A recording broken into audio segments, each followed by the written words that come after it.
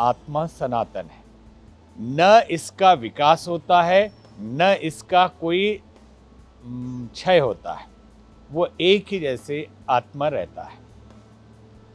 विकास आत्मा के ऊपर जो आवरण आ गया है, उसमें जितनी प्यूरिफिकेशन होती है, जितनी पवित्रता आती है, तो आत्मा अपने आत्मस्वरूप में स्थिर होता है। इस संसार में आने के बाद ये गेम है, ये काजल की कोठरी है, गेम परमात्मा ने खेला।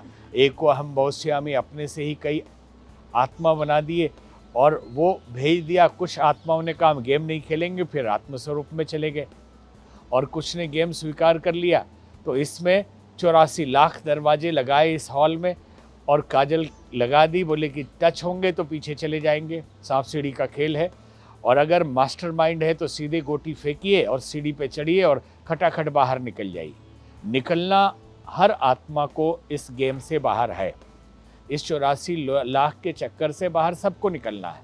वो तपस्या करे या ना करे, लेकिन गेम खेल रहे हैं। और तपस्या का मतलब है कि अपने दिमाग को इतना उस लेवल पे कर लेना कि सीधी सीधी सीढ़ी के लिए गोटी फेंके और सांप से बचते रहे।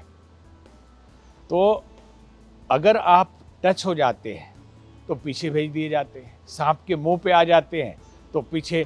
तो 84 लाख, कई लोग कहते हैं कि 84 लाख कैसे होता है। आप गिनती करेंगे, बैक्टीरिया, वायरस, पेड़ पौधे, पहाड़ पर्वत सभी योनियों में ही आते हैं, और सबके अंदर ही आत्मा। कई लोगों ने यह भी प्रश्न किया कि क्या आत्माओं की संख्या भी बढ़ती रहती है, क्योंकि अभी जनसंख्या बहुत बढ़ गई है, तो ये कहाँ से आ रहे हैं, क्या इनका भी प्रोडक्शन हो रहा है? नहीं, जीव जंतु बहुत मर गए, सब मनुष्य रूप में आ गए हैं। जंगल कट गए, पेड़ पौधे भी मनुष्य रूप में आ गए हैं। इसलिए आप आदमियों का नेचर देखेंगे तो बहुत सारे आदमी आदमी जैसे नहीं दिखाई देंगे, जानवर जैसे नेचर है उनके। उनका चेहरा, उनके हाव भाव, उनकी एक्टिविटी सब जानवरों जैसी है। ये अभी तत्काल जानवर से आदमी में आया है। 2-4 जन्म आदमी में रहेगा तो फिर वो आदमियत उसमें आएगी। कई जड़ आदमी आलसी प्रमादी होते, ये पेड़ पौधे पर्वत से आए हुए हैं। तो जनसंख्या आत्माओं की नहीं बढ़ती है, वो कांस्टेंट है, और ये तो एनर्जी है। तो आत्मा का कल्याण, आत्मा स्वयं कल्याण स्वरूप है, लेकिन हम बंधे हुए हैं अज्ञानता के कारण, इसलिए इसमें फंसे हैं।